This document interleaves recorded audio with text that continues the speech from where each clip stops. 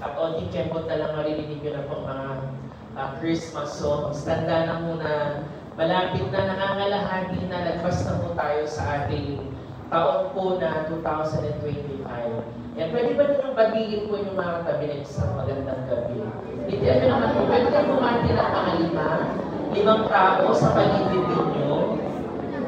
Ba't naman kayo? Yung mga nasa harapan, parang bala kayo dyan. Hindi ko kayo papansinin, sabi nila. Ayan, batiin po ang bawat isa sa magandang gabi. Ayan, okay.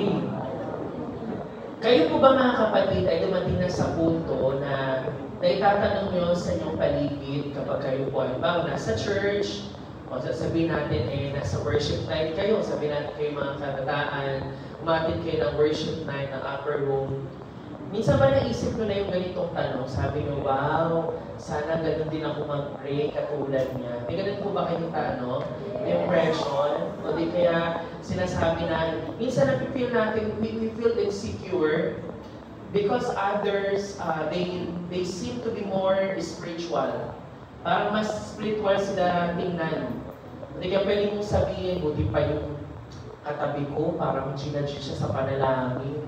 Buti pa yung nasa harapan ko, talagang todo magtaas ng kamay.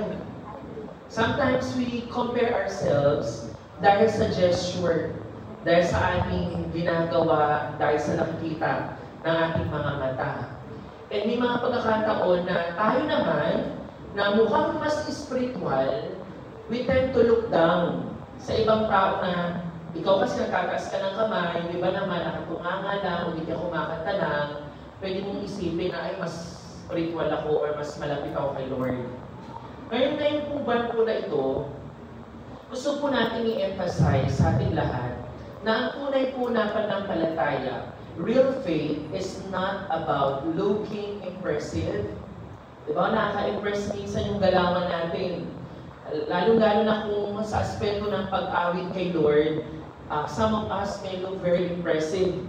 Kasi ang talagang mainit, talagang pagtataas sa kamay, akala mo ililipad sa sobrang laki na, sobrang talagang taas na taas, di ba? It can be impressive. There's nothing wrong with that, mga kapatid. It can be impressive, but remember that it is about being humble. Kahit gaano pa natin i-worship si Lord todo-todo, feeling natin na sobrang lapit natin kay Lord, hindi siya tungkol sa pagiging impressive sa kapwa natin, magmukha tayong mas magaling, mas magmukha tayong mas mainit, kundi ang tinitingnan ni Lord ay ang isang tao, ang anak niya, na may pagpapakumbaba. Sabi nga natin, humility. Ayan po ang topic po natin ngayon pong buwan ng August. Yung ating pananampalataya na napapakita po sa pamamagitan po ng pagpapakumbaba. Kaya ngayon po unang linggo po ng buwan po ng August, we want to talk about true humility. Okay po, at ngayon po babasahin po natin yung text po na gusto natin pagbulay-bulayan ngayon pong gabi. Some of you may be familiar with this scripture, this passage po. Ito po ay nasa Luke chapter 18, verse 9 hanggang 14.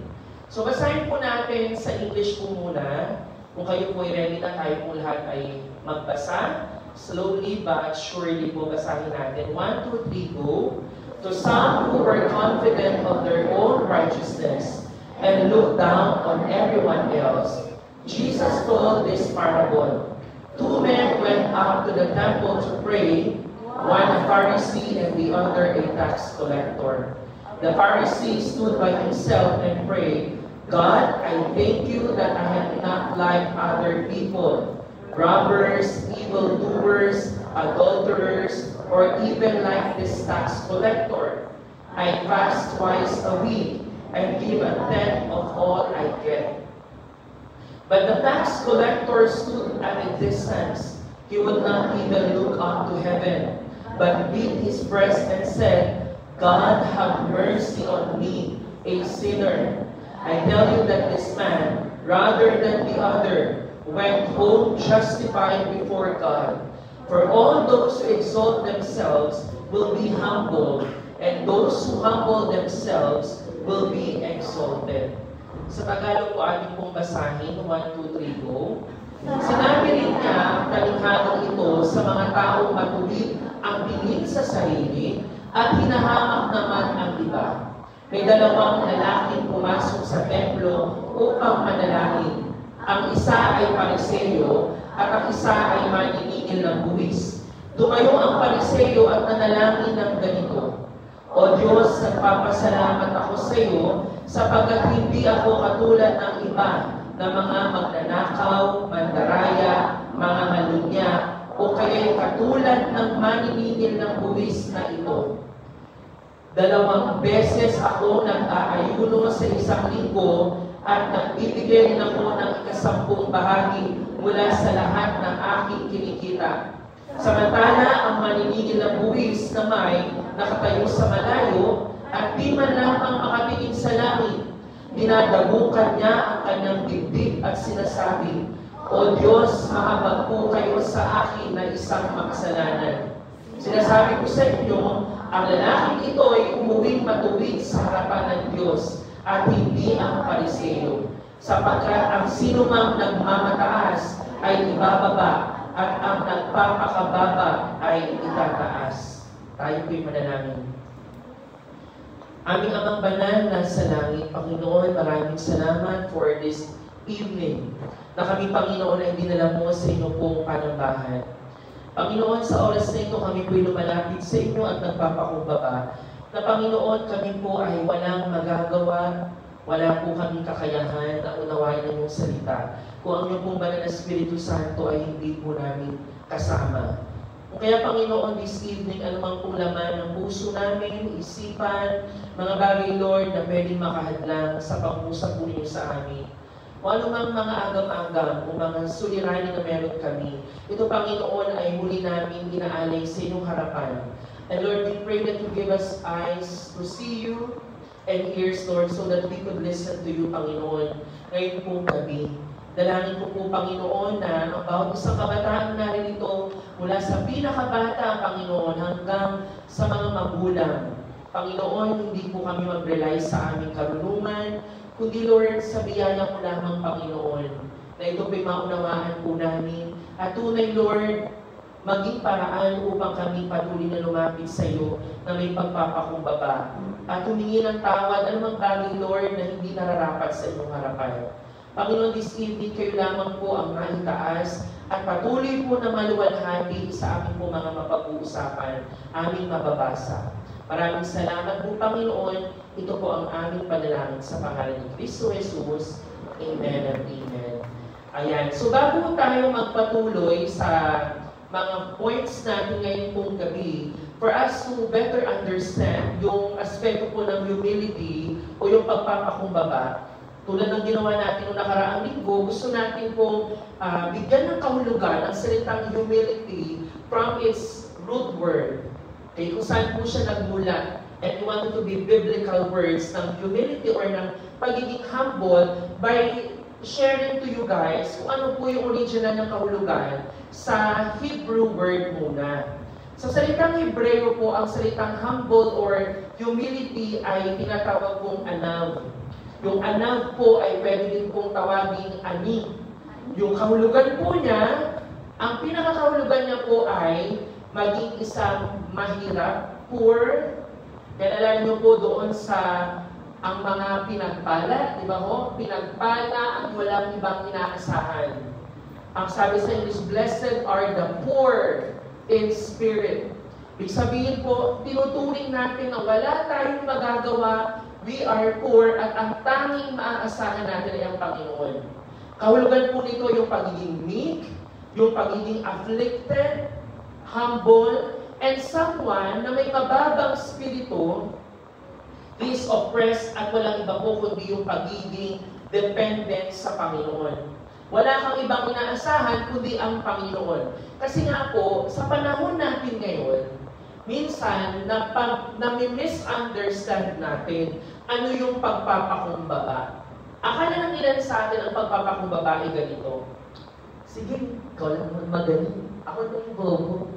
Diba? Ganun tayo, parang, Sige na, kayo naman yung magaling, kayo naman yung talagang ginadge kayo. Kayo na yung matalino, kayo na yung maganda, ako na yung pangit. Akala natin na ang pagpapakumbaba ay maglagay ng iyong sarili doon sa baba na ikaw yung pinaka-inferior sa lahat. Kaya may mga tao, kung meron mga taong may superiority complex, may mga tao namang may inferiority. And sometimes, yung pride sa puso, alam niyo po yun, dinidisguise into being humble. Pag sinabing disguise, pinagkukunwari na siya ay mapagpapakumbaba sa pamamagitan ng pagbababa sa sarili, sa inferiority niya. Kaya mga kabataan, lalo na sa kultura ng Pilipinas, na tayo po ay na-colonize 400 years of colonization, ang Pilipino, tayo, ang mga kultura naman po may kanya-kanya tayong mga strengths and weaknesses. Mapa-American culture man yan, mapa-Chinese, mapa-Korean culture. Every culture has their pros and cons, may strengths and weaknesses. At ang nakita ko po bilang Pilipino, ako din isang Pilipino, kayo din naman ang Pilipino, coming from a Pilipino din, madalas ang Pilipino, masyado natin tinitinan yung ating sarili na maliit. At minsan, nag-iisip din tayo ng maliit. At lalo na, kapag ang Pilipino naharap sa banyaga, masyado na rin natin kinumpong sa puso natin yung pagiging ang Pilipino ay hospitable. To the point na kulang na lang yumuko tayo sa mga banyaga. Kasi nasanay tayo na ang pagpapakumbaba sa ganung aspeto na papakita. Ngayong hapon na ito or gabi nito mga kabataan, ikaw bilang isang kabataan, you're not just a kabataan. Kaya nalala niyo po, sabi ng Panginoon ni Pablo kay Timoteo, do not let anyone look down on you because you are young. Huwag mo hayaan na tingnan kang mababa ng sino man dahil sa iyong kabataan. Kundi ikaw, bilang isang kabataan, you can set an example. Pwede kang magpakita ng halimbawa sa iyong pananalita, sa iyong purity, sa iyong gawin ng pamumuhay. You can be an example. Kaya kung yun ang pagbabasihan natin, ang pagpapakumbaba ay hindi lamang pagda-down sa sarili. That's never a definition of humility. Kaya nga sabi po ng Numbers, kung tignan natin yung mga verses in the Bible, sa Old Testament pa lamang, sabi dyan, now Moses was a very humble man, more humble than anyone else on the face of the earth. Sabi dyan, si Moises naman ay isang taong mapagpakumbaba, higit kanino mang nabuhay sa ibabaw ng lupa. Paano pinakita ni Moses yung humility niya? He acknowledged na siya po ay hindi marunong magsalita. Nalala niyo po, nung pinausap siya ng Panginoon doon sa bundok upang ilid ang mga Israelita to Exodus, alam ni Moses na, Lord, anong gagawin ko? Bulol ako. Pautal-utal ako, paano magsasalita sa Israelita? Guys, tawid tayo, Red Sea. Ganon. Takot siya doon. Kakausapin niya yung Paraon. Kakausapin niya mga taga-Ehipto.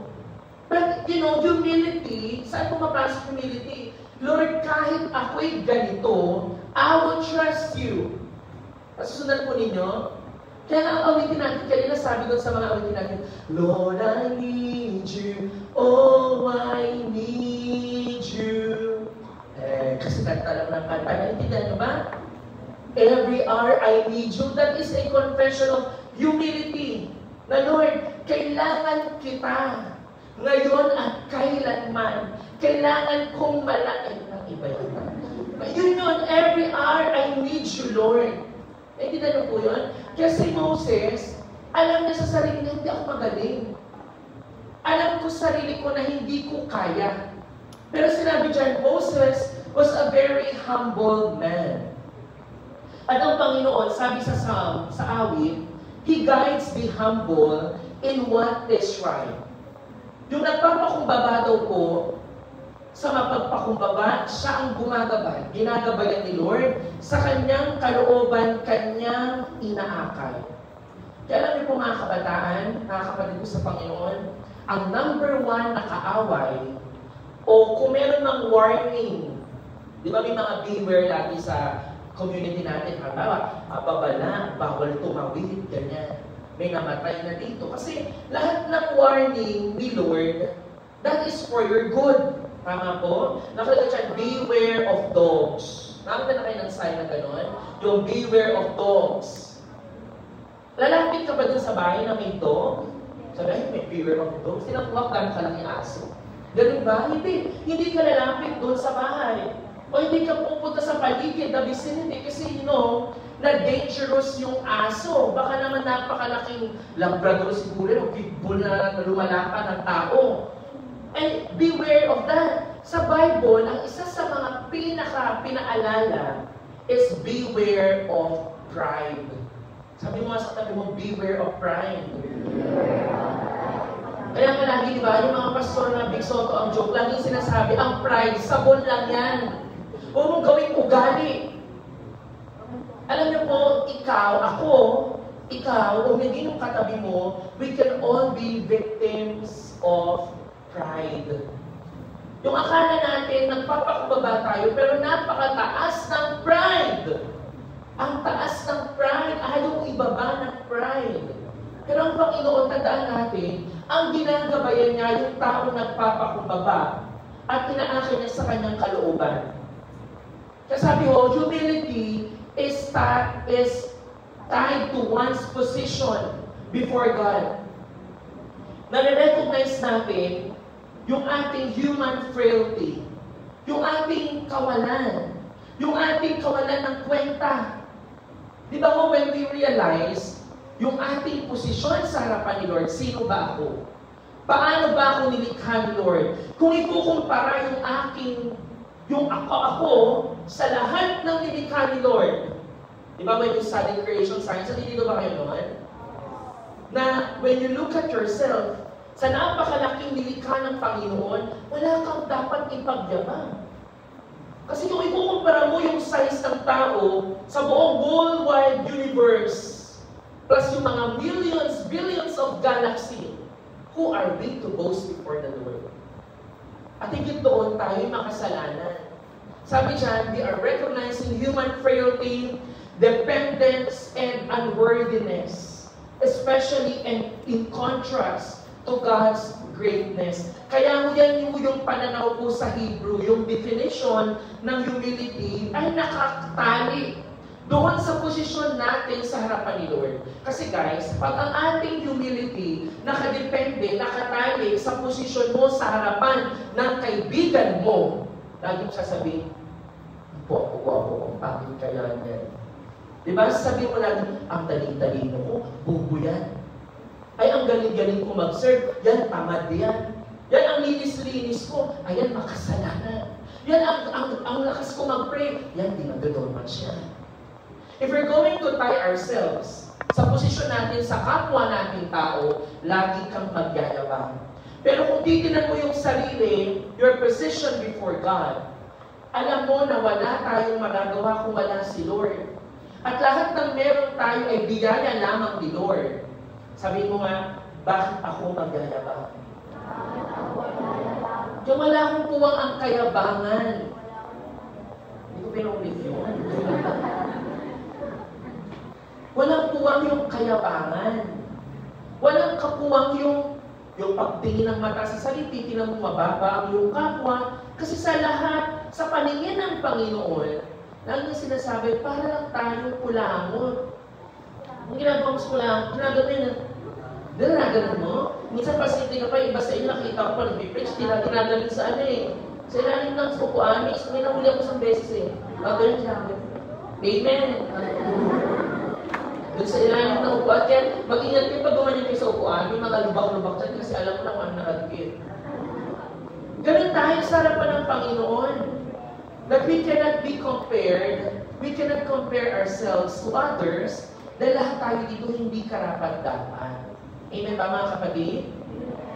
And kung titinangin mo natin, pagdating mo sa New Testament, yung ating humility in Greek word, basahin mo nga yan, ano basa? Tapinoprosini. Kung ano mabasa dyan. Okay? Kasi di pa naman tayo nag-Greek class, no? Ang kahulugan po niyan ay humbleness of mind. Yung lowliness ng ating pag-iisip. Yung modesty. Yung walang bahid ng kayabangan yung ating mga pag-iisip. Kasi alam natin, our position in the Lord, kaya nga sabi mo dito, it is a deep sense of one's moral littleness. An inner attitude, laging it's about our attitude. Kasi alam mo, madidetect mo yung taong nagpapagaplang na nagpapakumbabay. Kaya mga kabataan, huwag kayong magtatag na ang tao'y mayabang dahil lang siya ay confident. Alam mo yun? Yung minsan ganun tayo eh. Pag-bida-bida talaga yun. Gusto lagi siya ibida sa memory verse. Alam, gusto niya nasa harapan siya lagi. Gusto niya lagi siya lang at tama. You know, it's about our attitude. Nasabi dyan, an inner attitude of our submission before God. Kaya nga po, ang paalala ko, sabi mo ng Pilipos, anong sabi mo doon? Do nothing out of selfish ambition or vain conceit.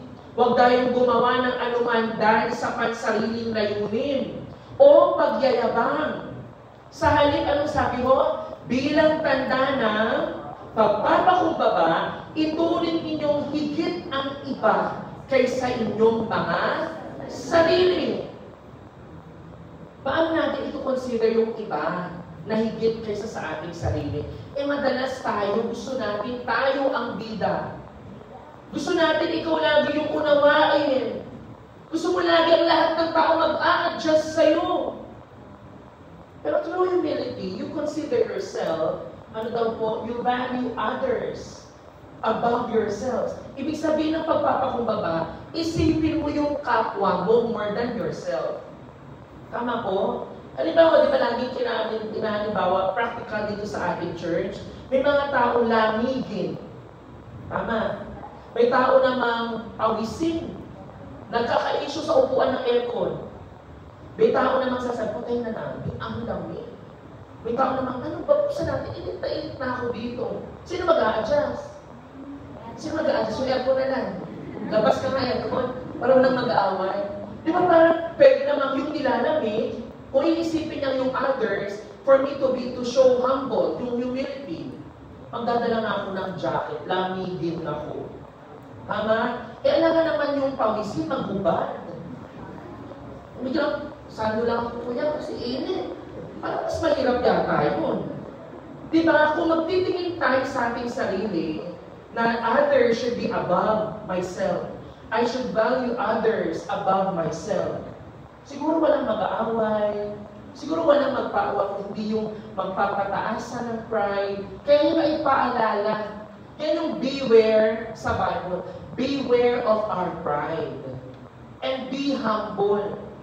Alam yun? Beware of pride, be humble. Kaya unang bagay ko natitingnan mo natin sa ating point number 1, that humility recognizes our unworthiness. Alam mo, tama yung translation ni ChatGPT na parang, kaya mo na, basta may tinanong mo, ang pagpapakumbaba ay kinikilalang ating kawalang karapat-dapat. Yes, yun na yun, di ba? Kaya sabi ko, minsan hindi tinatagalog eh, but for the sake ng mga grade 7, alam ko na yan, hindi karapat-dapat, unworthiness. May better translation pa kayo dyan. Nag-iisip ng mga yan. Yan, ang pagpapakumbaba daw, na-recognize natin na hindi tayo karapat-dapat. Wala tayong pagmamalaki parang karapat-dapat ako sa ganito. Karapat-dapat ako sa ganyan. Kung isipin natin, ano bang bagay ang karapat-dapat na meron ka? Isipin nga natin yun. Meron bang bagay tayo pwede natin sabihin, karapat-dapat ako nito? Meron ba? Ano? O karapatan mo yun. Siyempre, bukod sa pag-aaral, karapat-dapat kang mag-aral bilang isang estudyante. Pero hindi mo pwedeng i-insist na ako ay isang ganito, dapat ito yung meron ako. Tinanong natin sa ating konteksto ngayon kung gabi. Sabi mo dyan sa verse 9 to 13. Basahin nga po natin po muli. 1, 2, 3, go. To some who were confident of their own righteousness and looked down on everyone else, Jesus told this parable. So ito po, ang konteksto lang natin, dito sa Luke chapter 18, ang Panginoong Jesus, kinoconfront niya yung mga taong ang taas ng tingin nila sa kanilang sarili. Lalong-lalo na doon sa mga teachers of the law, sa mga Pharisees, sa mga Pariseyo. na ang taas ang tingin nila sa kanilang sarili at madalas ay tumitingin silang mababa sa kanilang kapwa just because they're doing things that others don't do. Sabi ngayon dito, pakibasa ang verse 10, 2 men went up to the temple to pray. One a Pharisee and the other a tax collector. The Pharisee stood by himself and prayed, God, I thank you that I am not like other people, robbers, evildoers, adulterers, or even like this tax collector. Pakibasa? I fast twice a week and give a tenth of all I get. But the tax collector stood at a distance. He would not even look up to heaven, but beat his breast and said, God, have mercy on me, a sinner. Sige po, para mas maintindihan po natin, let's read it in Pinoy version. 1, 2, 3, go. Nagkwento din si Jesus ng parable sa mga mataas ang tingin sa sarili at minamaliit ang iba. Sabi niya, may dalawang lalaking pumasok sa temple para mag-pray. Isang Pharisee at isang tax collector. Tumayo ang Pharisee at nag-pray, Diyos ko, salamat po kasi hindi ako katulad ng iba, mga magnanakaw, mandaraya, nangangaliwa o katulad ng tax collector na to. 2 beses po ako nagka-fasting sa isang linggo at nagbibigay po ako sa inyo ng 10% ng sweldo ko. Pero nakatayo sa di kalayuan ang tax collector, di man lang siya makatingin sa langit, sinusuntok ang dibdib at ang sabi, Diyos ko, maawa po kayo sa akin, makasalanan ako. Pwede po ba yung mga tao sa likod, magbasa din kayo?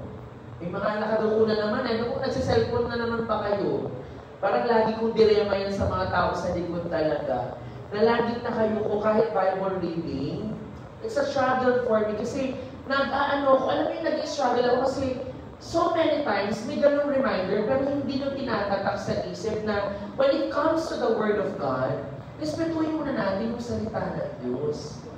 Tama po ba yun? O mali po ako ng standard? Okay lang ba hindi magbasa or mag-cellphone pag-service? Okay lang ba mag-cellphone, guys? Hindi. But many of you are still doing that. And habang maayos pa yung pagsasalita natin, gawin natin. Tingin ko, hindi dapat natin ibaba yung standard ng church na, ba't lagi na lang mahimbit sa ganyan sa behavior? Kasi alam ko, pagdating sa Katoliko, kung gaano nila sagradong pinahahalagahan din yung kanilang misa, tayo namang mga Kristiyano, in-embrace yung pagkakaroon ng freedom to the point na akala mo, mamahalin ka ni Lord kahit na ganyan yung asta natin pag-service. Tingin ko dapat natin matutunan yun. Sabi ko nga, pakita nyo ngayon sa action natin yung pagpapakumbaba before God. Tama po ba yun? Kasi parang pag tayo, hindi tayo nakikinig, kung anong pinipindot natin, to the point na iba naglalaro nga ng ginseng. Sorry to say this, but may ganun. And the past few Sundays, hindi ko na pinapansin yun kasi ayaw ko mag-appear na toxic lagi. Pero you guys are not doing it right. Kapag panahon ng service, huwag ka muna mag-scroll sa FB, alam mo yun, mag-TikTok, mag-games, yun yung matindi. Alam, nakaraan na lang yun sa yung pag-open ng new Congress. May nakitang nanonood ng isabong. Bakit yun sinaway? Kayo hindi kayo pwedeng sawayin. Lord nga ito eh. Doon nawintang yung mga tao, ano pa naman babatas, pero nag-iisabong habang nagsisimula yung Congress. How much more kay Lord? Pwede ko din siguro, dito na po si Sherry, nagsiselfone. Nagkaulat yung TikTok siya habang nag-preaching. Bakit hindi ganun yung response natin pagdating sa church? Huwag natin i-normalize yun, guys. Huwag natin i-normalize. Laging, our attitude before the Lord matters. Kung ayaw makinig sa salita ng Diyos, huwag ka na pumunta dito. Kasi kaya nga tayo nagsiservice, kasi we want to hear from the Lord. Tama po ba? Kaya tayo may time na, Lord, we want to hear from you through your words. Lord, speak to me. Baka kaya hindi ako nabugrow. Kasi pag panahon na dapat makinig ako sa'yo, hindi ako nakikinig talaga. Gusto kong hiling ng hiling sa'yo, pero pag panahon na ako dapat ang tatanggap from you, Lord, ayaw mo pakinggan. And let's check our hearts. Lord, bakit di ako nag-grow? Kasalanan ba lagi ng pastor? Kasalanan ba lagi ng mga leaders? Kasalanan kasi parang lagi pa ulit-ulit. Pero hindi ka nakikinig. Hindi tayo nagpo-focus ng mabuti. Namnamin habang bata pa kayo. Naintindihan mo yun? Namnamin.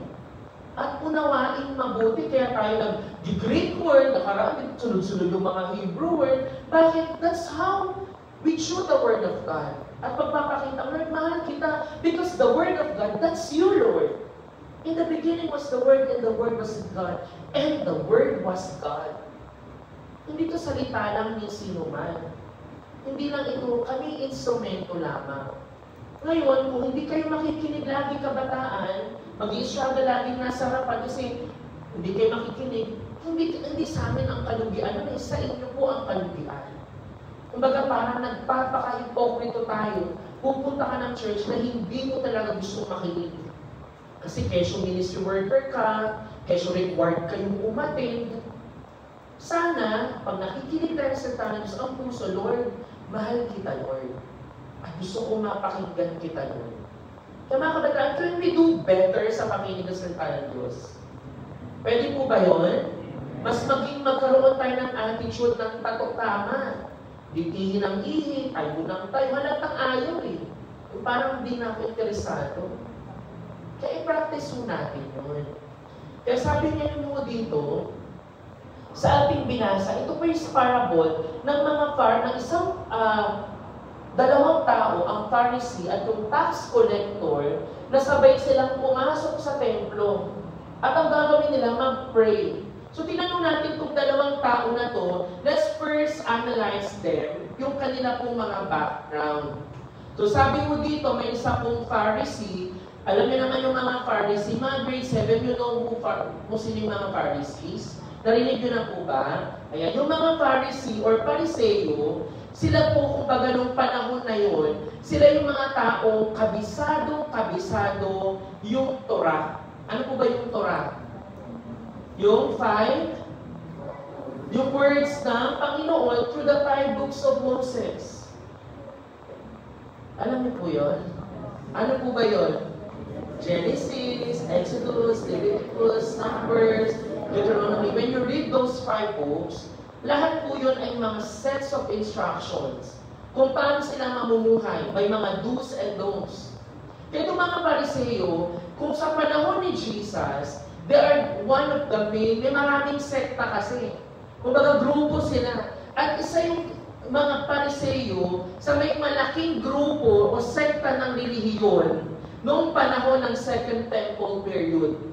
At sila po, pag sinerch nyo sa Google, Pharisee, ang madalas nilang mga itsura, yung itsura na parang ang lalaki ng damit, yung parang naka-robe sila, kasi sa kanilang mga ulo, may mga headgear sila. May mga suot silang corona na ang tataas. Kasi gusto nilang mapansin. Actually, kung sila man ay bibigyan natin ng term, papansin sila sa lahat ng kanilang actions. Kaya sabi mo dito, bukod na sila po ay isang malaking sekta, they believe in strict observance ng Torah. At lahat ng mga oral traditions na ipinasa sa kanila ng mga rabbis, sa mga teachers po ng batas, ng law. Samantalang, yung isa namang tao na pumasok ay isang tax collector. At pag ang mga tax collector naman, opposite, in contrast, dun sa mga Pariseo, sila din mga Hudyo, employed ng Roman Empire, na magkolekta ng buwis sa kanilang kapwa fellow Jews, sa kanilang mga kapwa Hudyo.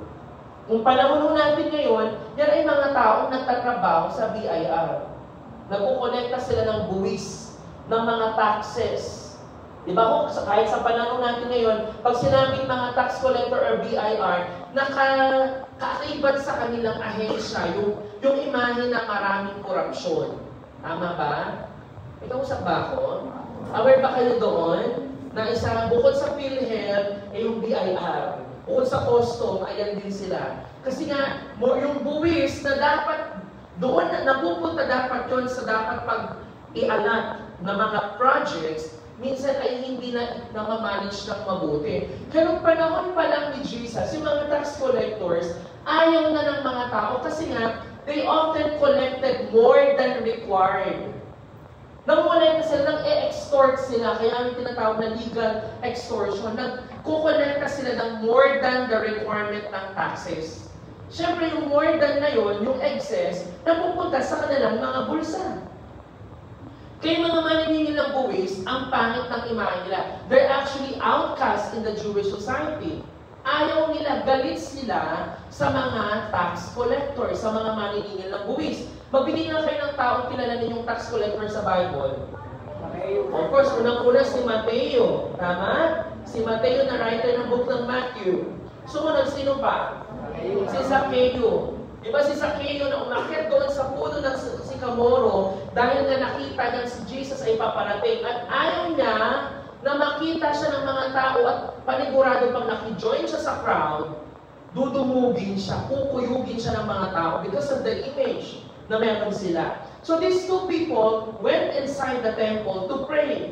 Pareha silang pumasok para mag-pray doon sa temple. So itong mga dalawang tao na to, ang nire-represent nila, ang mga Pariseo, they often represent, sa Bible, pag sinabing Pharisee, kalaban ni Jesus yung mga yan, sa totoo lang.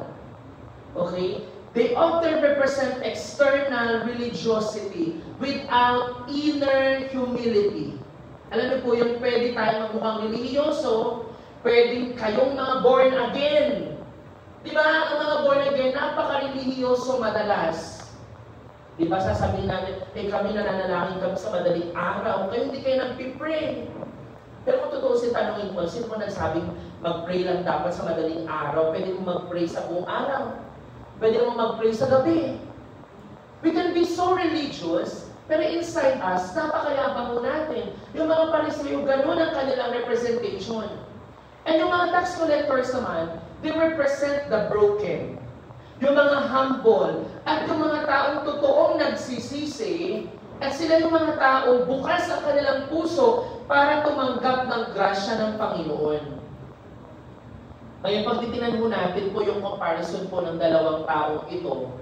Let's give them a category para tingnan mo natin anong nangyari sa kanila doon sa parable po ni Jesus. Unang-una po sa aspeto po ng social status, ang mga Pariseo po, they are respected religious leader.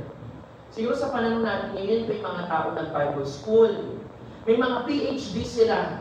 May mga tinatawag silang bishop. Yan. Sa panahon na, alam niyo po ba, sa mga kapastoran din, lalo mo sa Korea, nakaraang araw, di ba may mga pastor, Korean King kaya nagpunta dito, and naging roommate ko yung isang pastor na nag-share sa Don't Watch. Sa Korea po, kung paano may hierarchy. Di ba sa Korea mayroong hierarchy na pag mabata ka talagang you pay respect to the older ones, to the elders, ganun din sa politics sa pastor. Sa Pilipinas, lahat ng gustong magpastor, tinatawag nyo ng pastor. Ordained man o hindi, tinatawag ng pastor. Bawa kami nila Kuya Rex, hindi naman pa kami ordained, hindi pa kami tapos sa Bible school. Pero tinatawag naman yung pastor. Sa Korea, may tinatawag pa tayong Jeongo Sanin. Ibig sabihin ng Jeongo Sanin, evangelist literal. Sila yung mga nag-aaral pa ng Bible school, yung mga tao under the senior pastor, they are called Jeongo Sanin, not Muksanin. Muksanin is pastor. Jeongo Sanin is another thing. Sa kanila, ang politics sa Korea, ang isang Jeongo Sanin, hindi ka pwedeng tumayo sa pulpito. Sa Korea, may dalawang layer ng pulpito. May isang pinakakabanal-banal ng pulpito na ang senior pastor lang ang pwedeng tumayo. Doon ka lang dapat tumayo sa baba pag hindi ka senior pastor. Ganun katindi ng hierarchy sa kanila. Kapag nag-meeting ang mga kapastoran, hindi po pwedeng umepal ang hindi pastor. So may ganung klaseng hierarchy or politics even in the world of Christianity. Lalo na sa ibang mga kultura. Dito sa Pilipinas, very open pa tayo sa pastor-pastor na label. Pero kung titignan natin, nung panahon na yun, may ganun na din. They are respected religious leaders. Tanda ko sa Pilipinas, na nung ako'y pumasok ng Bible school, ang mga Pilipino din, sobra silang matakaw dun sa salita, gusto nilang magkaroon ng label ng pastor. Pero ang nakakayang magpastor kung di ka nagpapakapastor, sa totoo lang. Mahirap magpaka-bishop. Gusto ng mga matatalinong nag-PhD na maging bishop. So, tuwa sila doon, uy, Bishop Rex Apit, Bishop Sheila Marie Andame, Bishop Ansel Umipig. Gusto nilang maging bishop lahat. Kasi yung bishop, maraming churches na nabuo. Pwede silang maging religyoso, may mga ganong title. Hindi yung sinasabing masama yung mga bishop, ha? Si Bishop Peter Tanche, isang bishop na kilalang mabait at humble ng CCF. He's a bishop. At itong mga religious leader na to, may tendency na very, tulad nila, respected sila, pero napupuno ng kayabangan yung kanilang puso. Samantalang yung mga tax collector naman, they are despised outcasts. Maupo lang kayo, tayo. Despised outcasts sila sa community. Ayaw po nila, ayaw silang makasama ng mga tao. Kasi nga, may iman silang masama sila eh. Mga magnanakaw sila. Kaya sa kanilang self-view in the story, in the parable, yung view ng Pharisee sa kanyang sarili is righteous and deserving siya ng favor ni Lord. Samantalang yung tax collector naman, ang kanyang view ng kanyang sarili, ano sabi niya? Lord, I am unworthy. Hindi ako karapat-dapat. Ako'y isang makasalanan.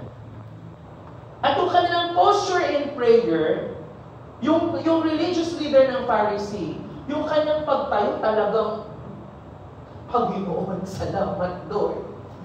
Talagang ganyan siya, hindi ako katulad ng isa dyan. Mga mayagaman sila, mga magnanakaw. Ganon yung salitaan niya. And he compares himself to others. Samantalang yung tax collector naman, ano ginagawa niya doon sa distance? Siguro na-imagine ko siya, pagpasok niya sa church, siguro ganyan siya. Kasi titignan siya ng mga tao eh. Alam, tax collector sa templo. Siguro doon siya sa may distance, sabi niya ganito, Lord. Ganon siya, hindi siya yung mga, hello, hindi ganon. He is isa sa distance, pinupukpuk niya, sabi niya ganon sa kanyang Lord, katawanin po ko, hindi ako karapat-dapat. Ako ay hindi karapat-dapat dahil ako isang makasalanan. Yun yung kanyang pagtayo sa panalangin. So, ang nakikita natin, mula sa panloob hanggang panlabas, nakikita yung kanyang pagpapakumbaba. Yung kanyang humility. Bakit? The tax collector, yung humility niya nagmumula sa kanyang kaalaman na hindi siya karapat-dapat. I am unworthy, Lord. Kaya ano po naging resulta nun? Ang resulta, sabi ng Panginoon sa dulo, yung Pariseo ni-reject ng Diyos. Akala mo yung pagsigaw ng malakas sa panalangin, ikaka-advance mo kay Lord yan, ay akala mo yung araw-araw kang dumadating sa gawain, plus points, hindi yan. Ano sabi ng Panginoon? Ang naging matuwid sa harapan ni Lord ay yung tax collector na kilala yung kanyang sarili that I am nothing, Lord. Nadalaman ko din natin mga naging memory verse din. Pag kayo naging active sa church, akala mo, these are your word of God na ganyan-ganyan. Akala mo, mas magaling ka sa ibang bata? Hindi. Akala mo, porket memories mo, ang mga pinagpala, at hindi ng mga teacher kanila nag-recite ang mga pinagpala. Akala mo, ikaw lang yung pinagpala kasi memorize mo. Pero resulta, sabi ni Lord, I'm not looking at the outward gesture. Akala natin, tuwa-tuwa tayo sa ang lakas mag-pray. Akala natin, tuwa-tuwa tayo sa talagang G pag-praise and worship. Pero si Lord, hindi siya tumitingin doon eh. Ang tinitingnan niya yung puso na nakatayo sa harapan ng Panginoon, Lord, I am unworthy. Ako ay isang makasalanan. Kaya ano sabi mo dito? The Pharisee went up to the temple to pray, but he did not actually pray. Nandun siya para i-satisfy yung sa sarili niya. He spoke with himself and not with God. He prayed thus with himself. At makikita natin doon sa short prayer niya, na puro I yung kanyang sinabi doon. Pansinin niyo yung verse. Pag binalikan niyo, puro siya I. Tingnan niyo sabi niya mo. The Pharisee stood by himself and prayed, God, I thank you that I am not like other people. Makasala mga magnanakaw, mandaraya, mga kalunya, o kayo katulad ng maniningil na buwis na ito. At sabi niya pa sa verse 12, I fast twice a week and give a tenth of all I get. Ano pong sabi niya yun? Yung Pharisee, in his so-called prayer, yung Pharisee, lumapit siya kay Lord, dala-dala yung resume niya. Kumbaga sabi niya, Lord, ito po, nagpa-fasting ako twice a week. E nung panahon na yun, talagang ang fasting, malaking gawain yun. Talagang napaka-religious mo when you do fasting.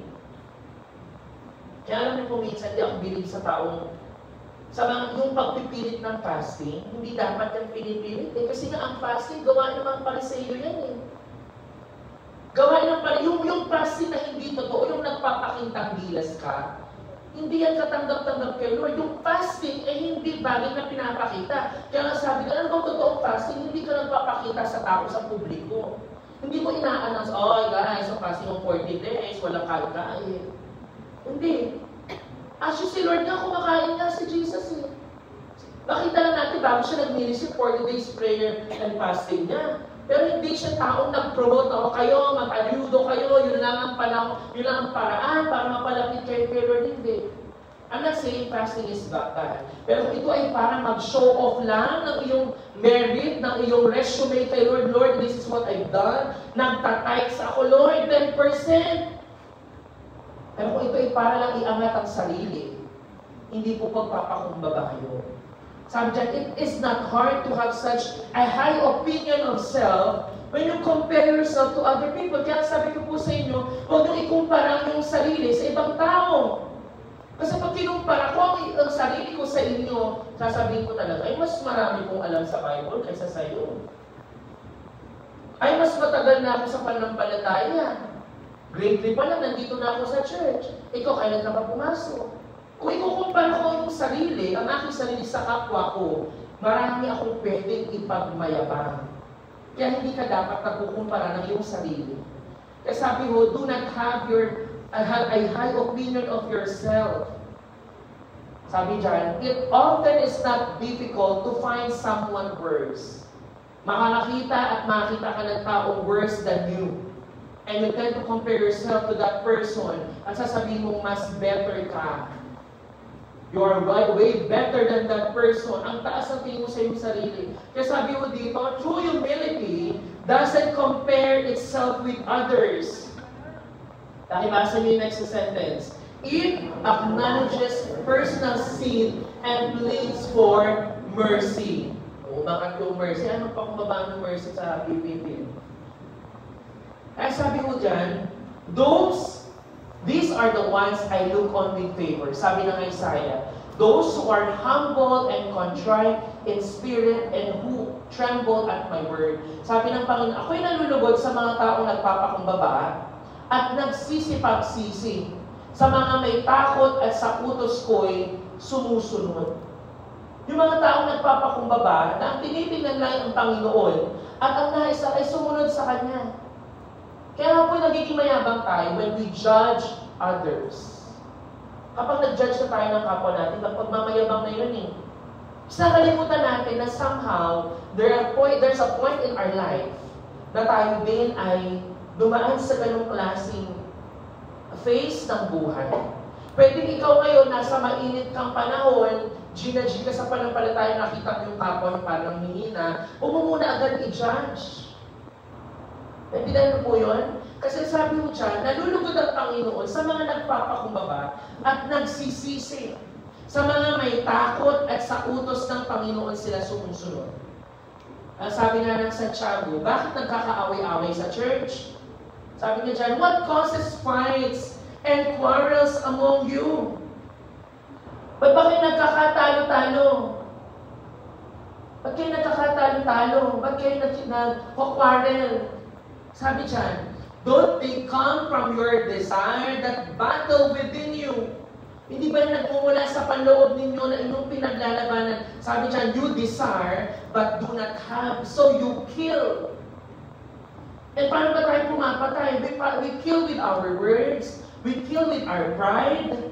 Sabi dyan, you covet, but you cannot get what you want.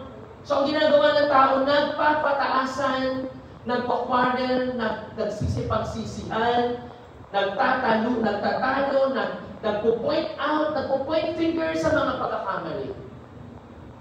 Mga kabataan, mga kapatid sa Panginoon, tandaan natin sa iglesia, pwede tayo magkaaway-away, pwede tayo minsan na hindi nagkakaunawaan, pero ang nagpapakumbaba ay taong nagpapatawad. Sabihin mo nga, nagpapatawad. Nakalimutan natin minsan na tayo ay mga taong pinatawad din. Tama po ba? Pero ikaw sa pabako? Sino dito ang pinatawad ng Diyos? O iba yung problema, hindi sila pinatawad ng Panginoon kaya hindi alam paano magpatawad. Kung tayo pinatawad ng Panginoon, yung totoong pinatawad yung alam mo na, Lord, sa kabila ng aking mga pagkakamali, pagkukulang, pinatawad mo ako. Sino ko ngayon, Lord, para hindi magpatawad ng kapwa? Sino ko dito, Lord, para tingnan yung kapwa ko na, ang dumi-dumi naman sa Samaro. Ano ko siyang kaibigan. Talagang ang salbahe. FO na kami. Wala na akong panahon para sa kanya. Kaya tandaan natin, there is humility in forgiveness. Sabi nyo nga, humility in forgiveness. Ano ibig sabihin niya? May noong pagpapakumbaba sa taong nagpapatawad. Sabi siya, realize that you needed forgiveness too. Before we can forgive others, we must first acknowledge that we ourselves have been forgiven by God and that we didn't deserve it either. Kaya tandaan mo natin, mag-reflect tayo dun sa mga moments. Happy Fiesta. Where you hurt someone or disobeyed God. Naranig mo yung mga panahon na ikaw ay nakagawa ng mali sa kapwa mo o ikaw mismo may kakulangan kay Lord pero si Lord pinatawad ka. Kayo ba'y pinatawad ni Lord? Kaya pag-pray natin sa Lord, remind me of how much grace I've received para ito din, Panginoon, ay maibigay ko din. Hello? Hindi man kayong dalawa maghiwalay kayo. Kanina pa ako, pang-5 beses ko na, ginaganin ko na kayo pang-5, no? Pinapatawad ko kayo. Ulit-ulit sila, hindi na ganyan. Sayo tayo dito, hindi ko mapakali. Okay, nag-try na naman ha. Kaya sabi ko sa inyo, mga leaders, tabihan yung mga bata eh. Kasi hindi talaga sila natututong mapakali. Nasa ano pa yun na yung stage na gusto nang gumanyan-ganyan sa uwan. Ayaw nilang gumanyan. Kaya mahal kayo ng Panginoon kahit kayo makukulit. Pero tandaan mo ninyo yun, may mga panahon na tayo, hindi tayo karapat-dapat sa grasya ng Panginoon, pero binigyan ka pa rin ng grasya niya. Tama po ba? Kaya siguro tinatawag siyang grace. Alam niyo po, sobrang love ko yung salitang grace na lahat ng password ko only by grace. Huwag mo ihahack ka kasi nagbago na ako password. Simula nung nahack yung account ko. Okay, only by grace. Kasi ma-imagine ko na, Lord, lahat ng bagay talagang sa biyaya mo lang. Yung, Lord, sino ba ako para makapagpatuloy mag-serve? Lord, sino ba ako para magpatuloy na nakatayo sa harapan mo? Sa dami ng pagkakamali ko sa iyo, Lord, kapag may taong magkamali sa akin, hindi ko mahirap magpatawad. Alam niyo po yun, ako po yung taong hindi ko gusto yung may kikim-kimin akong galit. Hindi po ako galing talaga. Yung bagay na pinagpapasalamat ko, kahit hindi mo ako isin sa Messenger, kahit i-block mo pa ako, hindi ako magagalit sa'yo. Bahala ka sa buhay mo. Kalugyan mo yun eh. Alam mo yun, yung magkikip ka ng galit kay Joseph, kay Sugar to ganyan. Kalugyan mo yun, kapatid. Yung hindi ka mamamansin, hindi ka kikibo, it's your lacking. It's your loss. Pero sabi ko nga ng Efeso, sabi dyan, instead, maging mabait kayo, sabi ng Pinoy version, maawain at patawarin nyo ang isa't isa. Gaya ng pagpapatawad sa inyo ng Diyos Dahil kay Christ. Sino need ng Korean translation para maintindihan niyan? Lahat tayo naintindihan niyan. Maging mabait kayo, maawain at patawarin ang isa't isa. Kaya for our first point, remember this, that it's not the eloquent prayers that move heaven. Hindi po yung palakasan ng panalangin, hindi po yung outward nating ginagawa ang nag-move sa Panginoon, kundi yung honest. And yung tax collector na yun, tinitinan siya ng mga tao na yan ang pinaka-least faithful. Siya ang pinaka-makasalanan sa community natin. Pero he is honest before the Lord. At alam niya yung kanyang sarili that he is not worthy. Lord, ako isang makasalanan. Pero siya ngayon ay isang modelo ng saving faith ni Lord. Kaya sa Biblia, pinipili ni Lord yung mga taong hindi mo aakalain.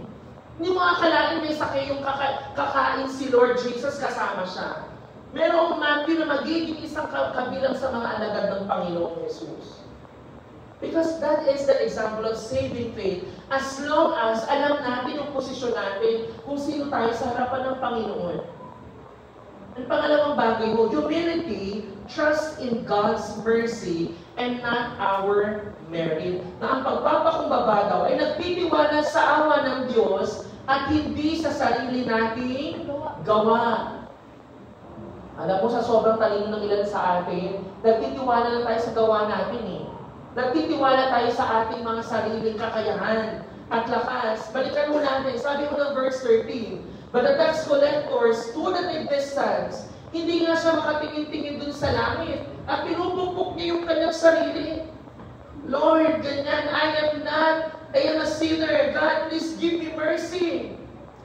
Ano sabi ng verse 14? I tell you the truth, that this man, rather than the other, ay umuwi na justified before God. Kasi nga, sabi ng Panginoon, all those who exalt themselves will be humbled. And those who humble themselves will be exalted. Basahin na lahat ng marunong magbasa. Basahin, 1, 2, 3, go.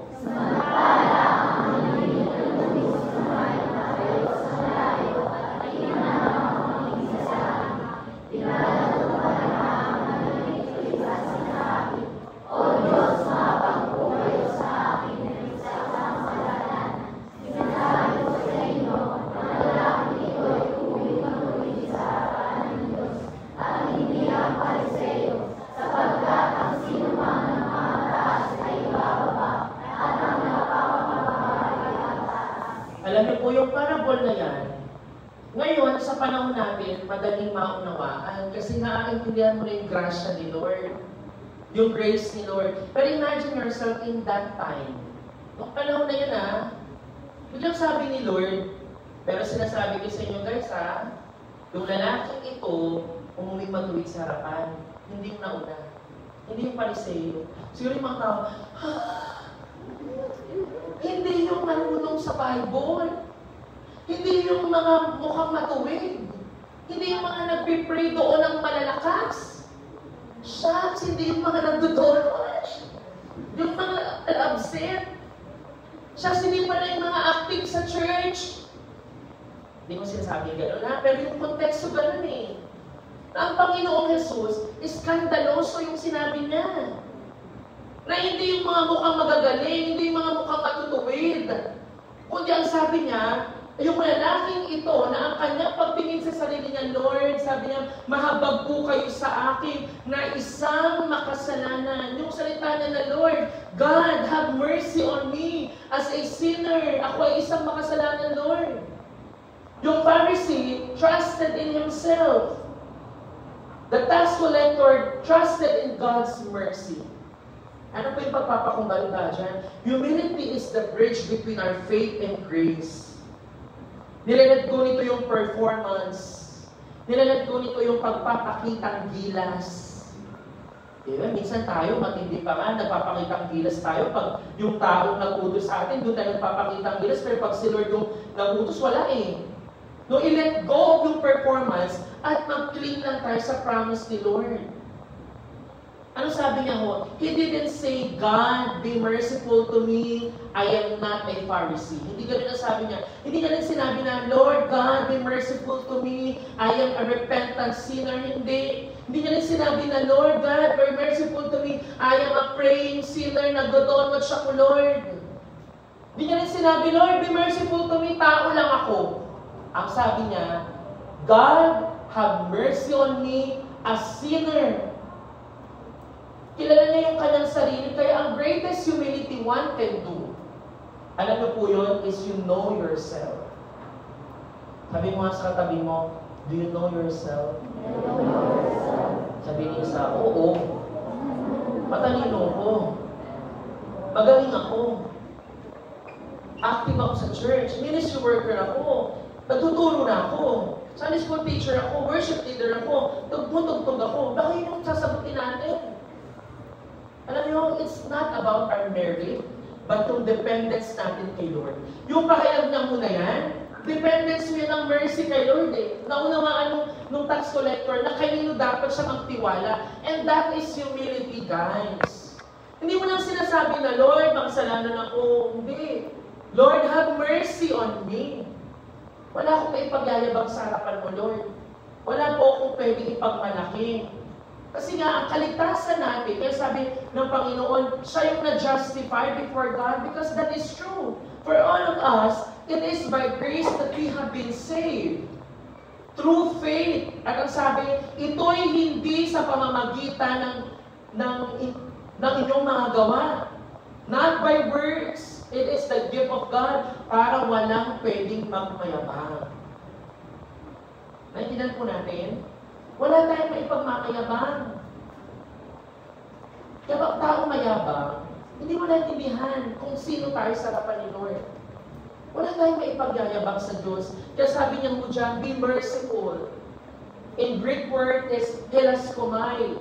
Ang ibig sabihin daw po nun is actually the word for an atoning sacrifice.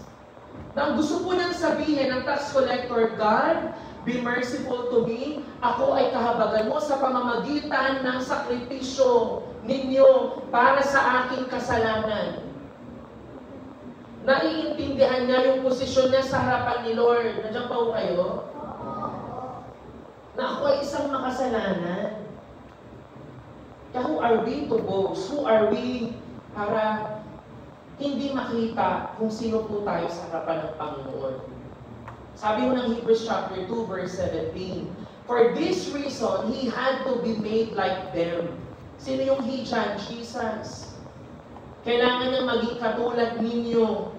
Fully human, maging tao in every way. He is God. Alam niyo yung humility ni Jesus? The greatest example of Jesus, later makikita natin. He is King, the King of all kings, the Lord of all lords, but He needed to become human.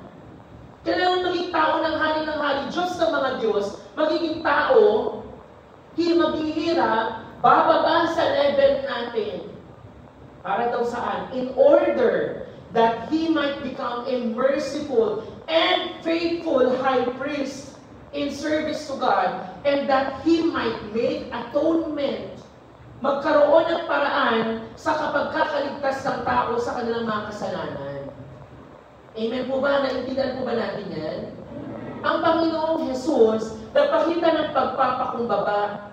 He is worthy of all the glory. He is worthy of all the honor, lahat ng praises. But ang Panginoon, pinili niya, hindi siya pinilit. Humility is a choice. He chose, sabi nga sa Philippians, mamaya makikita nyo, He chose to be form of human. Hindi pinilit. Pinili niya. Ang pagpapakumbaba ay pagpili, hindi ka pinipilit. Kasi ang taong pinipilit, hindi nagpapakumbaba yun. Kaya sabi mo dyan, pinili niya yun para ang tao may kaligtasan. Sabi ng Titus 3 verse 5, He saved us, niligtas tayo, not because of righteous things we had done, but because of His mercy. At niligtas tayo sa pamamagitan po ng banal na Espiritu Santo tayo binabuo niya. Tanungin ko po kayo mga kapatid, kung kayo hindi mayabang, baka naman meron tayo nito. Yung tinatawag na false humility.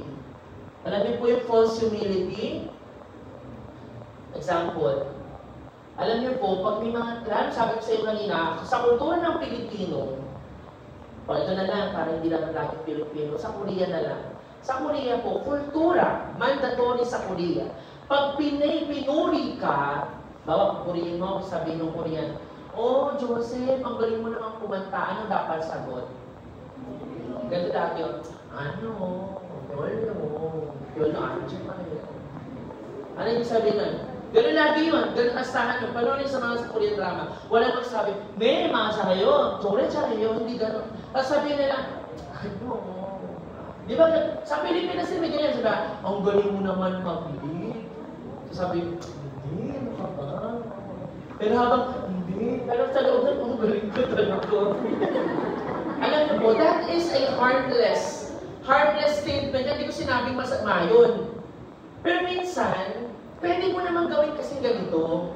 Alam mo yung pag pinuri ka, uy, ang ganda mo naman, Hana. Pag sinabi ko, hindi mo naman, hindi ganun.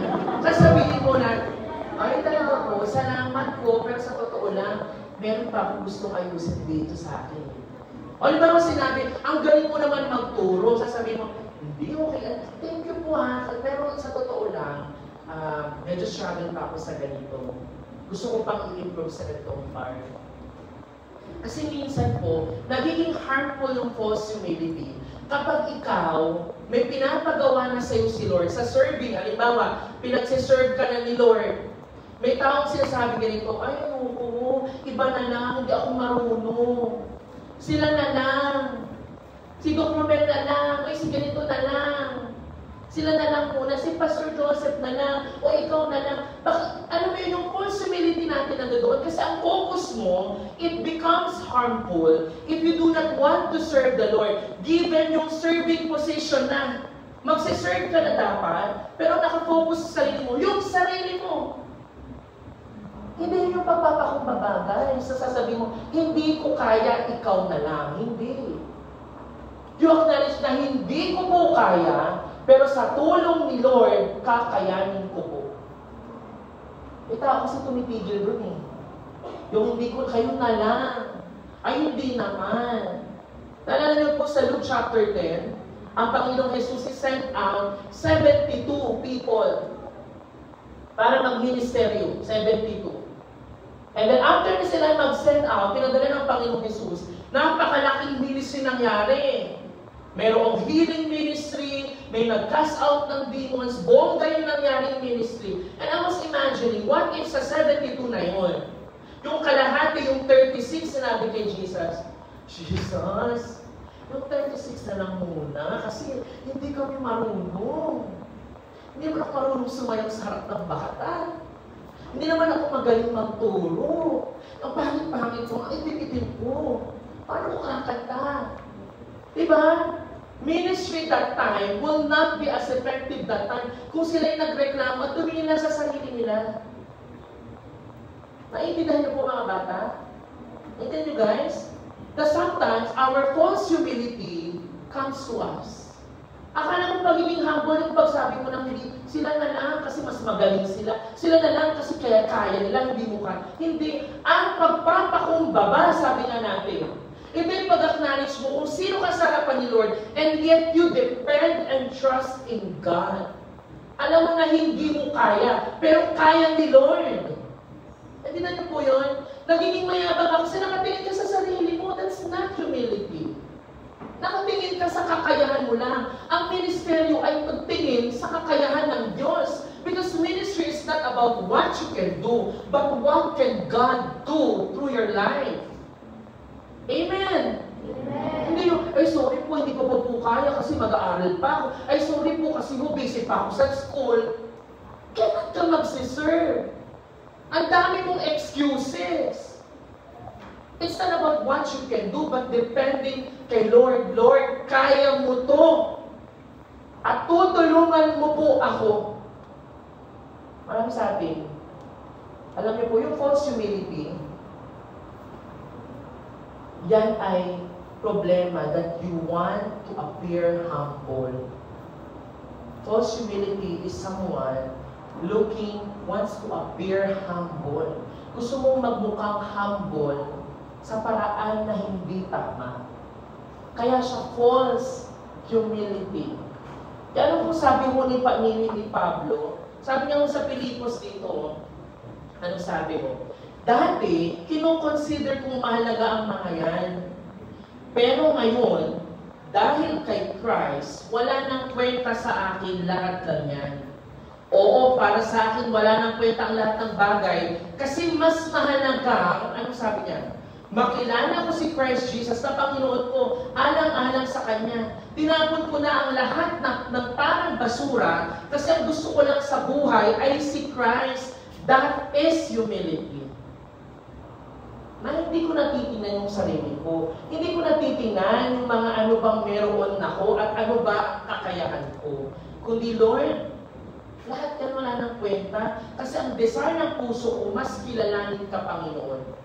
Kasi ang sabi niya sa Pilipos chapter 3 verse 4, nauna, ang totoo, sabi niya dyan ako'y may sapat na dahilan para panghawakan yung mga physical na bagay.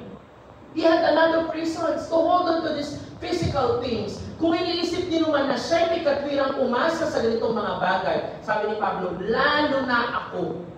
Si Pablo isang Pariseyo, maraming alam. Doon tapos sa Bible School ni Gamaliel, isang dakilang rabay. Maraming alam. Kung pag-uusapan ng kanyang kaalaman, yung kanyang mga karanasan, pwede niyang panghawakan yun. Pero sa kanyang pagpapakumbaba, nung nakatagpo niya ang Panginoong Jesus, I lay them aside, I will be humble before the Lord, at aasahan ko lang ang Panginoon, wala nang iba pa. Nandiyan pa po kayo? Kaya sabi niya sa unang Timoteo, siya daw po ang worst. Sabi niya, Christ Jesus came into the world to save sinners of whom I am the worst. Siya daw po yung chief of all sinners. Siya daw po yung pinakamakasalanan sa lahat. But for that very reason, sabi niya, dahil doon, I was shown mercy so that in me, sa pamamagitan ko, the worst of sinners, Christ Jesus, might display His immense patience as an example for those who would believe in Him and receive eternal life. Doon mo pumapasok mga kapatid, that in our weakness, God is strong. Naintindihan niyo po yun? Sa panahon na ako'y mahina, malakas ang Panginoon. Naintindihan niyo po yun? Kasi sa panahon na ako, hindi ko kaya, but that is the time, Lord, I can feel you are able, Lord. Sa panahon na hindi ko na kaya pumasok, doon ko na-realize na Panginoon, ito yung pagkilos mo. Nagpadala ka ng tao.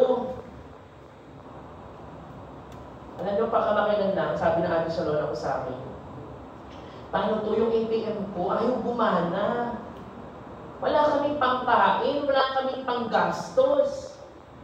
Ang tagal, ayaw may problema yung ATM. Eh may anak, kailangan pangkain, tapos pupunta sila ngayon sa isang lugar para sa isang kasal. Walang pamasahe. Alam niyo paano kumilos si Lord? Ginagalaw ni ATM, pinush niya yung chip na part, umangat daw yung chip na part. Pagsaksak niya na sa ATM, gumana. Alam mo yung mga panahon na akala mo wala ng paraan, si Lord gagawa ng paraan. Ang sasabihin lang ni Lord, magpatiwala ka naman kasi. Ang yabang mo kasi. Akala mo kaya mo on your own. Sabi mo dito, knowing Christ, Paul's accomplishments had been many, but were considered unimportant in comparison sa relationship niya kay Christ. Yung kanyang accomplishment, even sa area ng relihiyon, were of no value compared to the greatness of knowing Jesus.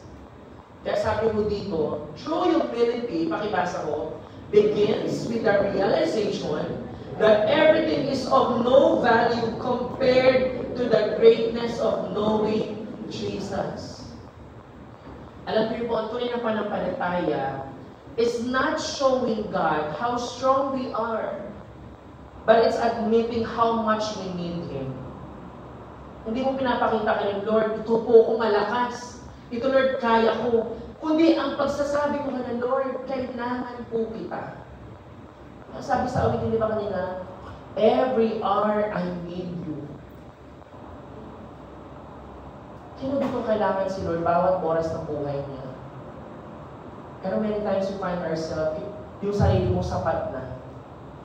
Kaya madalas tayo nagtitiwala sa sarili, madalas lumalabas yung mga excuses, lumalabas yung hindi ko po kaya, pasensya na po, kasi tumitingin ka sa kaya mo lang eh.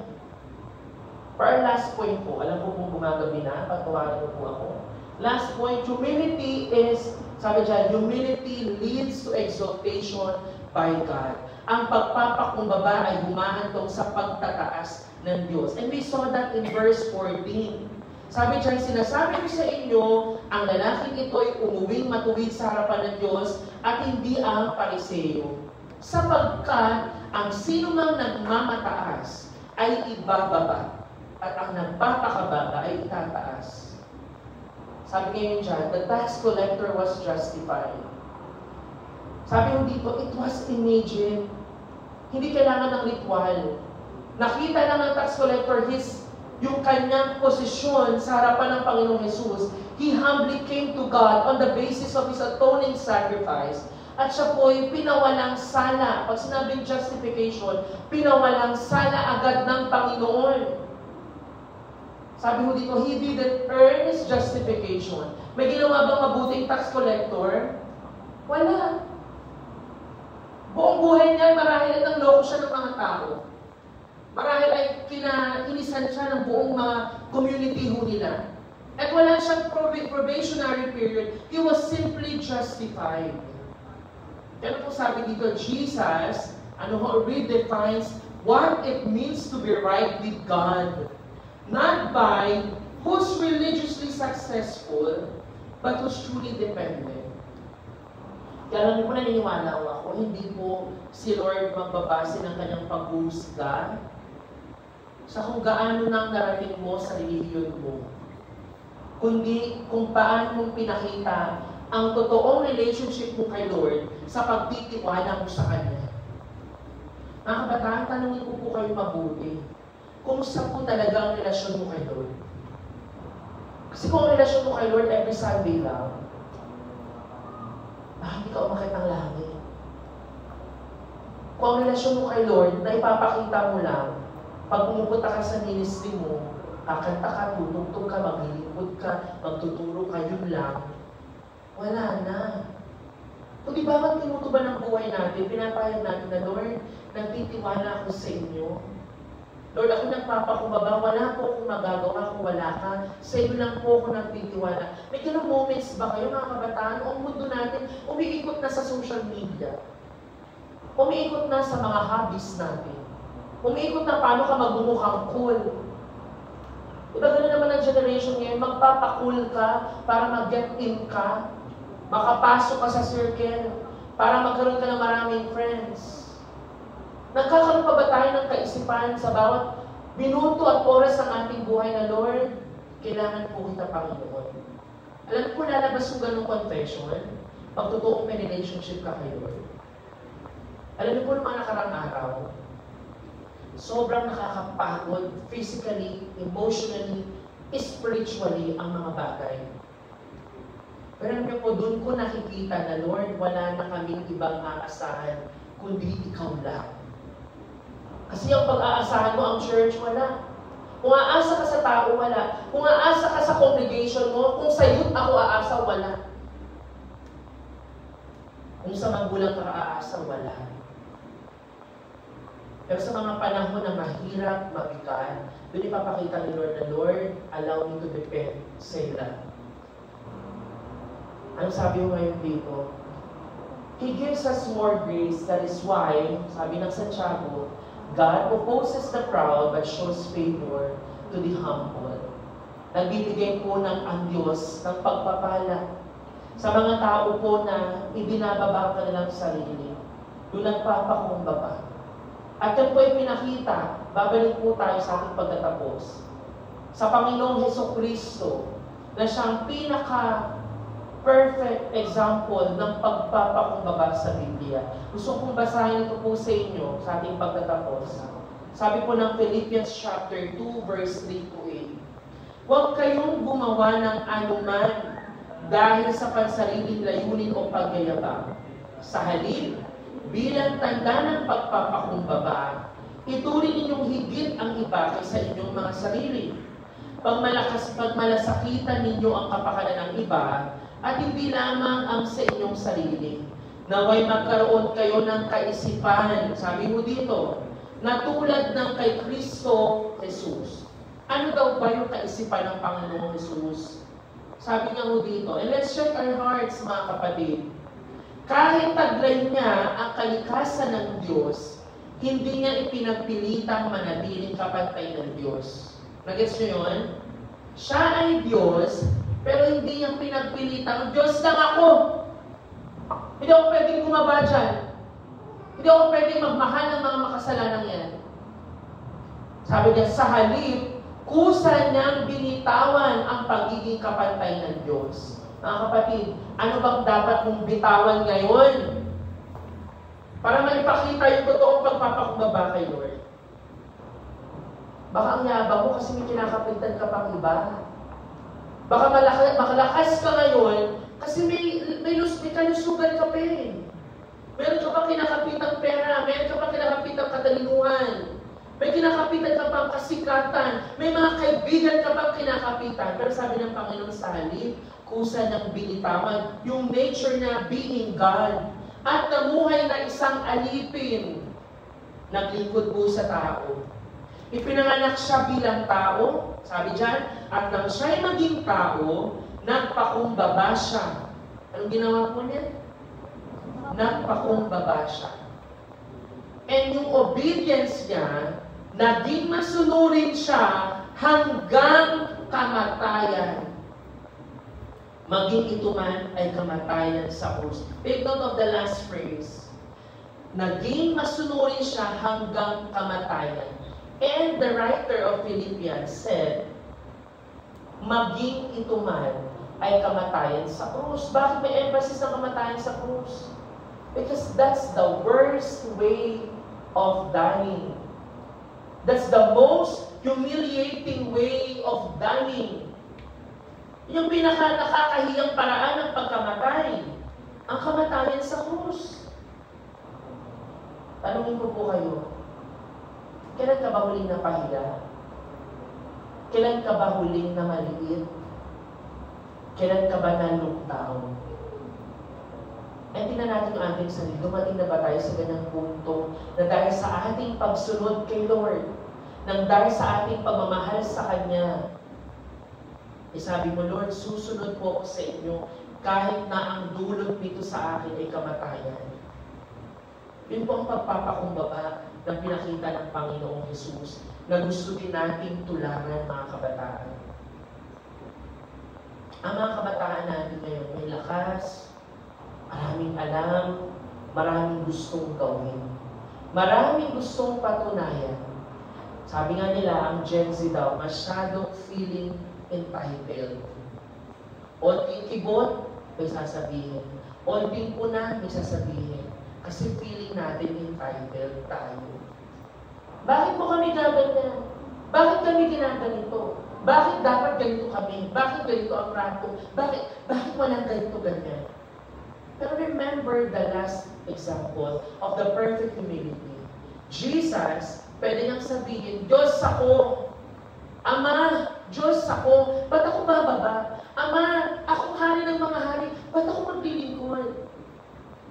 Ba't ako maghuhugas ng paa? Eh, ang dudumi ng mga yan. Pero dahil sa pagsunod niya sa kalooban ng Diyos Ama, siya ay naging masunurin hanggang sa kanyang kamatayan sa krus. Amen po mga kabataan. Sa ating mong pagtatapos ngayong gabi, ang pagiging mapagpakumbaba, it's not a posture of weakness. Hindi po yan kainaan. Mga kalalaki na nandito, hindi makakabawas sa kapugian mo ang pagsasabi ng ang pagiging magpapakumbaba. Sabi niya, it's the secret of powerful faith. Alam mo yung parang struggling ka na pala, hindi mo sinasabi.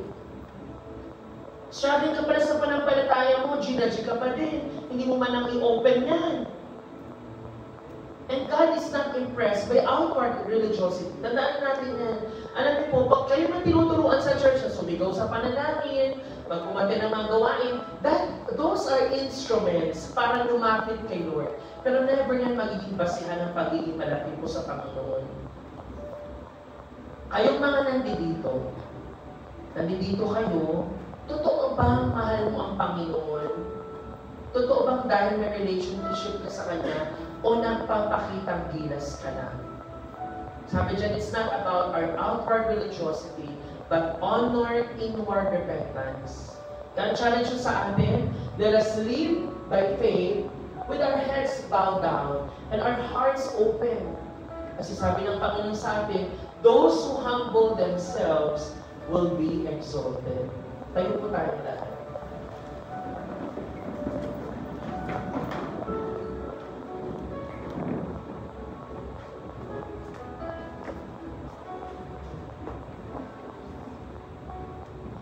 Pwede ba natin awitin yung ating last song kanina? Pakinggan po natin na,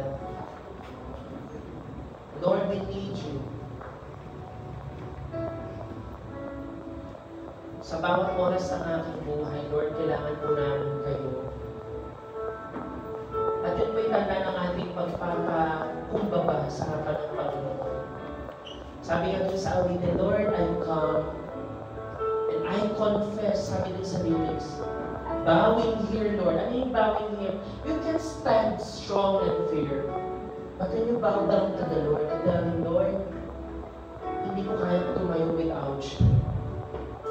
Nandiyan niyo po yun? Na bowing here, Lord, I find my rest. Kahit sa kita ng aking pagpapakumbaba, Lord, that without you, I can fall apart. Sabi John, you're the one who guides my heart. Habang inaamit natin, lalo na sa mga bata namin kasama, maging totoong panalangin ninyo yan, mga kapatid. Ay maging totoong confession that, Lord, I need you. Oh, I need you. Every hour I need you, Lord. Awitan natin ang Panginoon. Maging panalangin po ninyo, mga kapatid, itong ating aawitin before we go to our offering. Habang inaawit ko natin, mag-respond tayo. Ano mga napatapulot po natin sa ating napakinggan, sa ating pinag-aralan. It's not about our religiosity. Hindi siya tungkol sa pag-attend mo sa love, sa drink, sa pagiging ministry worker mo, hindi sa posisyon sa church, but our position before the Lord. Yun po ang pinakamahalaga. Awitan natin ang Panginoon. Lord, I come.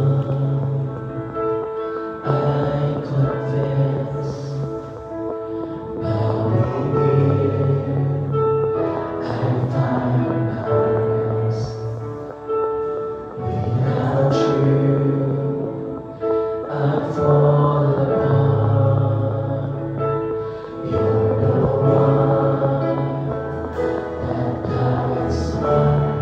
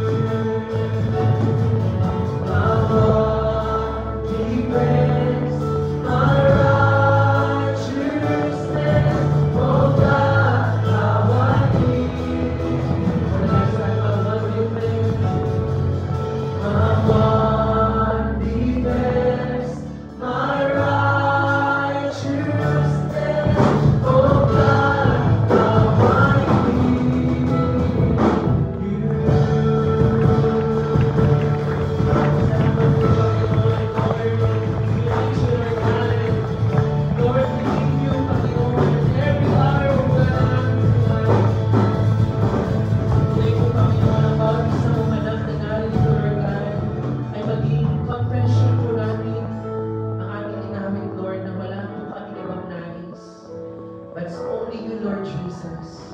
Lord, we need you every hour, Lord, of our lives. You are our one defense, our righteousness, and our holiness comes from you, Panginoon. Salamat po, aming Ama. Patuloy kayo mangusap sa puso ng bawat isa. In Jesus' name we pray. Amen.